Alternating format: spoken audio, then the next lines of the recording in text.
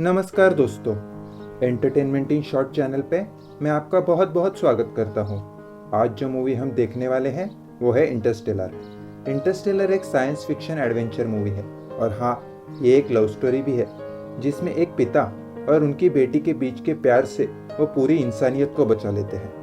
उम्मीद है आपको कहानी पसंद आएगी। तो चलिए शुरुआत करते हैं। कहानी की शुरुआत आज से सैकड़ों साल बाद होती है। इस समय तक पृथ्वी की हालत बहुत खराब हो चुकी है। ब्लाइट नाम की बीमारी की वजह से ज्यादातर फसलें हमेशा के लिए बर्बाद हो चुकी है और सिर्फ मक्के के खेत बचे हैं। सभी ओर धूल बिछी हुई है और बार बार रेत के तूफान आते रहते हैं। यहाँ जॉन कूपर अपनी बेटी मर्व, बेटे टॉम और ससुर डोनाल्ड के साथ रहते हैं। जॉन पहले नासा के लिए स्पेसशिप उड़ाने का काम करता था, मगर अब वो खेती करता है। उसकी बेटी मर्व उसे बार बार कहती है कि उसके कमरे में एक भूत है जो उसकी किताबें गिराता है, पर जॉन उसे बताता है कि भूत जैसा कुछ नहीं होता। उसे जो चीजें दिख रही है उसका अच्छे से निरीक्षण करे, अभ्यास करे और फिर किसी निष्कर्ष पर आए। कुछ दिनों के निरीक्षण के बाद मर्फ उसे बताती है कि भूत उससे कुछ कहना चाहता है, क्योंकि किताबें हर बार एक सीक्वेंस में ही गिरती है, मगर जॉन उस पर यकीन नहीं करता। कुछ दिनों के बाद रेत के तूफान के दौरान उसे मर्फ के रूप में धूल से कुछ पैटर्न बने दिखते हैं। मर्फ कहती है कि वह भूत है, पर जॉन उसे बताता है कि वो ग्रेविटी की वजह से बने हैं, जिनका निरीक्षण करने के बाद उसे पता चलता है कि वह एक जगह के कोऑर्डिनेट्स हैं। वहां जाने पर उन्हें पता चलता है कि वह नासा की रिसर्च फैसिलिटी है जो एक स्पेसशिप बना रहे हैं। वहां पर उसे उसके पूर्व प्रोफेसर ब्रैंड मिलते हैं। वो उसे बताते हैं कि ब्लाइट बीमारी की वजह से पृथ्वी का वातावरण खराब हो रहा है और उसकी बेटी की जनरेशन आखिरी होगी जो पृथ्वी पर जीवित बची रहेगी। तो जॉन उन्हें पूछता है कि नासा इस समस्या से बचने के लिए क्या कर रहे हैं। तब ब्रैंड उसे बताते हैं कि अब पृथ्वी को छोड़ना ही आखिरी रास्ता है जिससे इंसानियत बच पाएगी। पर जॉन उन्हें फिर पूछता है कि हमारे आसपास तो कोई ऐसा ग्रह नहीं है जिस पर जीवन मुमकिन है, तो हम पृथ्वी को छोड़कर जाएंगे भी तो कहाँ। तो प्रोफेसर ब्रैंड उसे बताते हैं कि 48 साल पहले किसी दूसरी दुनिया के लोगों ने शनि ग्रह के पास एक वर्महोल तैयार किया है, जिससे हम काफ़ी दूर दूर की दुनियाओं तक पहुंच सकते हैं। अब आगे बढ़ने से पहले हम पहले वर्महोल क्या है ये समझ लेते हैं। आप एक पेपर पे 2 डॉट्स बनाइए जो एक दूसरे से दूर हों और पेपर को उनके बीच से मोड़ दीजिए। वो दोनों डॉट्स जो पहले दूर थे अब पास आ जाएंगे। उसी तरह वर्महोल स्पेस को मोड़ता है, जिससे 2 दुनियाएं जो एक दूसरे से काफ़ी दूर है वो पास आ जाती है। इसके बाद प्रोफेसर ब्रैंड उसे बताते हैं कि वो 10 साल पहले 13 अलग अलग स्पेसशिप में 13 एस्ट्रोनॉट्स को इन दुनियाओं में भेज चुके हैं, जिनका काम था उनके ग्रहों का परीक्षण करना और अगर वहाँ जीवन लायक परिस्थिति हो तो नासा को संदेश देना। और अब तक नासा को 3 ग्रहों से संदेश मिला है और वह उन 3 ग्रहों पर जाने के लिए एंड्योरेंस मिशन की योजना बना रहे हैं। जॉन उन्हें पूछता है कि अगर ऐसा ग्रह मिल भी जाए तो भी वो जो इंसान अभी पृथ्वी पर है उन्हें कैसे बचाएंगे। तब ब्रैंड बताते हैं कि उसके लिए उनके पास 2 प्लान है। प्लान ए, एक तो जब से वर्महोल बना है उन्हें ग्रेविटी के बारे में कई नई नई बातें समझ में आई है, जिससे वो ग्रेविटी को काबू में करने के लिए इक्वेशन सॉल्व कर रहे हैं। और जब वो इक्वेशन सॉल्व हो जाएगा तब वो सारे इंसानों को एक स्पेस स्टेशन बनाकर स्पेस में ले जाएंगे। और अगर वो इक्वेशन को सॉल्व नहीं कर पाए तो प्लान बी, जिसके अनुसार एंड्योरेंस स्पेसशिप 5000 ह्यूमन एम्ब्रियो को अपने साथ ले जा रहा है, जिससे नए ग्रह पर इंसानी जीवन फिर से शुरू हो सके। इतना कहकर वो जॉन से एंड्योरेंस शिप को चलाने के लिए पूछते हैं, मगर जॉन अपने परिवार को छोड़कर नहीं जाना चाहता। तो प्रोफेसर उसे प्रॉमिस करते हैं कि जब तक वो वापस आएगा वो इक्वेशन को सॉल्व करके उसके परिवार को बचा लेंगे। तो जॉन तैयार हो जाता है, मगर इस बात से मर्फ बहुत गुस्सा हो जाती है। वह नहीं चाहती कि जॉन उसे छोड़कर जाए। वो उसे बताती है कि उसका भूत जो संदेश बार बार भेज रहा था वो है स्टे, मतलब रुक जाओ।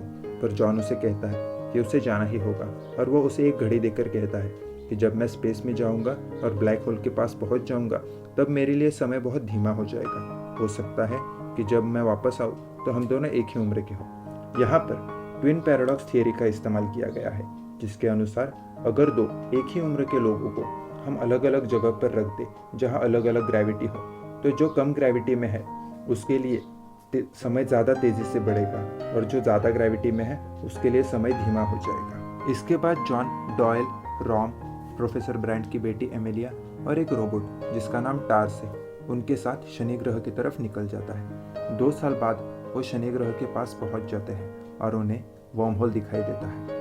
फिर वो उसके अंदर चले जाते हैं जहां उन्हें सभी 13 दुनियाओं में जाने के रास्ते दिखाई देते हैं।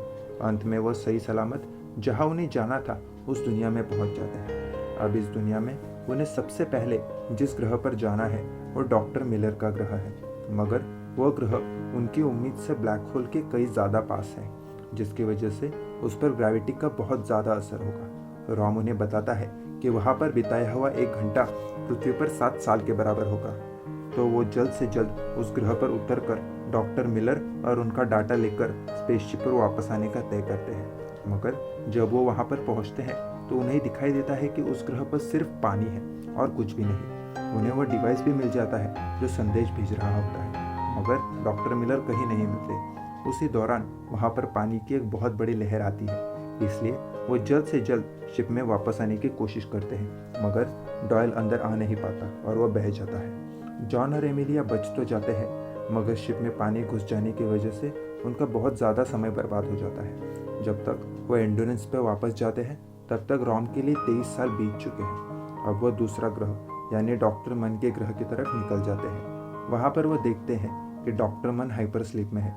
उन्हें जगाने के बाद डॉक्टर मन उनके ग्रह के बारे में बताना शुरू करते हैं कि उनके ग्रह के वातावरण में बहुत ज़्यादा मात्रा में अमोनिया है, जिस वजह से हम सांस नहीं ले सकते, मगर कुछ जगह ऐसी भी है जहाँ वातावरण है और इंसान रह सकते हैं। उसी दौरान यहाँ पृथ्वी पर प्रोफेसर ब्रांड की मौत हो जाती है, मगर मरने से पहले वह मर्फ को बताते हैं कि जब तक उन्हें ब्लैक होल से क्वांटम डाटा नहीं मिल जाता उनका इक्वेशन सॉल्व नहीं हो सकता। फिर वो यह बात सभी एस्ट्रोनॉट्स को बता देती है और ये भी बताती है कि क्वांटम डाटा के बिना पृथ्वी पर कोई जिंदा नहीं बच सकता। जॉन रॉम से पूछता है क्या कोई भी तरीका है जिससे हम क्वांटम डाटा पा सकते हैं। तब रॉम उसे बताता है कि अगर कोई चीज़ बहुत ज़्यादा तेज़ी से ब्लैक होल के अंदर घुस जाए तो मुमकिन है कि उसे क्वांटम डाटा मिल सकता है, मगर इसके लिए उसकी गति बहुत ज़्यादा होनी चाहिए। और वह कहता है कि हम टार्स को ब्लैक होल के अंदर भेज सकते हैं। इतना सुनकर जॉन मन ही मन एक प्लान तैयार करता है।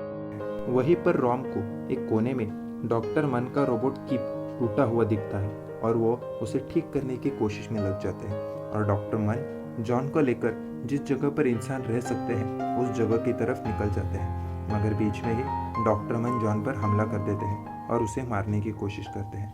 जॉन उन्हें पूछता है कि वो ऐसा क्यों कर रहे हैं। तब वो बताते हैं कि उन्होंने झूठ बोला था कि इस ग्रह पर जीवन मुमकिन है, क्योंकि वो अकेले इस ग्रह पर मरना नहीं चाहते। और वो रेंजर लेकर स्पेसशिप की तरफ निकल जाते हैं। रॉम कीप को ठीक कर देता है, मगर इससे पहले कि वो उससे कुछ जानकारी निकाल पाए, डॉक्टर मन ने उसमें जो सेटिंग की होती है उस सेटिंग की वजह से वो ब्लास्ट हो जाता है और रॉम मर जाता है। फिर जॉन और एमिलिया दूसरा रेंजर लेकर डॉक्टर मन का पीछा करते हैं। डॉक्टर मन स्पेसशिप में घुसने की कोशिश करते हैं, मगर बिना अनुमति के घुसने के कारण वह चैम्बर ब्लास्ट हो जाता है और वो मर जाते हैं। फिर जॉन और एमिलिया स्पेसशिप में चले जाते हैं और एडमंड के ग्रह की तरफ निकलते हैं। यहाँ पृथ्वी पर मर्फ भी किसी तरह उस इक्वेशन को सॉल्व करने की कोशिश कर रही है, मगर उसके लिए क्वांटम डाटा पृथ्वी पर पाना मुमकिन नहीं है। तभी उसे याद आता है कि बचपन में उसका भूत उससे कुछ कहने की कोशिश कर रहा था। आखिरी उम्मीद समझकर वो उसके घर जाती है और उसके कमरे में एक एक चीज़ अच्छे से देखना शुरू करती है। यहाँ जॉन और एमिलिया जो एडमंड के ग्रह की तरफ जा रहे हैं, वहाँ जाने के लिए एक ब्लैक होल के पास से गुजरते हैं और जब वो ब्लैक होल के बहुत पास होते हैं तब वो क्वांटम डाटा लेने के लिए एक रेंजर में टार्स को ब्लैक होल के अंदर भेज देते हैं। मगर जॉन को किसी भी हालत में वो डाटा चाहिए, इसलिए अपनी योजना के अनुसार वो खुद भी एक लैंडर लेके ब्लैक होल के अंदर कूद जाता है और एमिलिया को एडमंड के प्लैनेट की तरफ भेज देता है। वहाँ अंदर पहुँचने के बाद जॉन देखता है कि वह बहुत सारे कमरों जैसी एक जगह में है और वह हर एक कमरा उसकी बेटी मर्फ का है, मगर अलग अलग समय में। वो उसकी दीवारों पर धक्का मारता है तो दीवार की दूसरी तरफ से किताबें गिर जाती हैं और तब उसे समझ में आता है कि उसकी बेटी का भूत कोई और नहीं बल्कि वह खुद है। जॉन जब उन दीवारों से झाँक कर देखता है तो उसे उसकी बेटी मर्फ दिखाई देती है। जॉन वो लम्हा देखता है जब वो मर्फ को छोड़कर स्पेसशिप में जाने के लिए निकल रहा है और खुद को रोकने के लिए वो किताबें गिराकर रुकने का मैसेज भेजता है। यहाँ मर्फ जो अपनी पुरानी चीज़ देख रही है वो भी उस किताब को खोलकर देखती है और वो स्टे का मैसेज देखकर उसे समझ में आ जाता है कि उसकी किताबें गिराने वाला उसके कमरे में जो भूत था वो कोई और नहीं बल्कि जॉन खुद है। फिर जॉन उस रेत के तूफान वाले दिन में जाकर रेत पर नासा के रिसर्च फैसिलिटी के कोऑर्डिनेट्स बनाता है और वह समझ जाता है कि उसे किसी और ने नहीं बल्कि उस खुद ने लाया है। तभी टार्स की उसे आवाज़ आती है और वो उसे बताता है कि उसके पास क्वांटम डाटा है मगर बाहर किसी तक वो पहुंचा नहीं सकता। तब जॉन सोचने लगता है कि किस तरह वो डाटा मर्फ तक पहुंचाए। तभी उसे उस घड़ी की याद आती है जो उसने मर्फ को दी थी।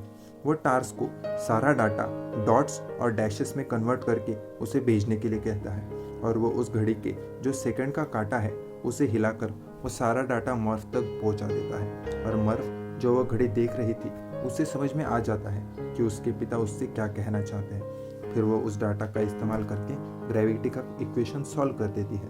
यहाँ जॉन जैसे ही पूरा डाटा भेज देता है वो बेहोश हो जाता है और वो जब होश में आता है तब वो देखता है कि वो एक अस्पताल में है और वहाँ डॉक्टर उसे बताते हैं कि अब वो 120 साल का हो गया है और वो शनि ग्रह के पास जो स्पेस स्टेशन बनाया गया है वहाँ पर है। फिर वो अपनी बेटी मर्व से मिलने जाता है जो अब तक बहुत बूढ़ी हो चुकी है और उससे जाकर कहता है कि तुम्हारे कमरे का भूत मैं ही था।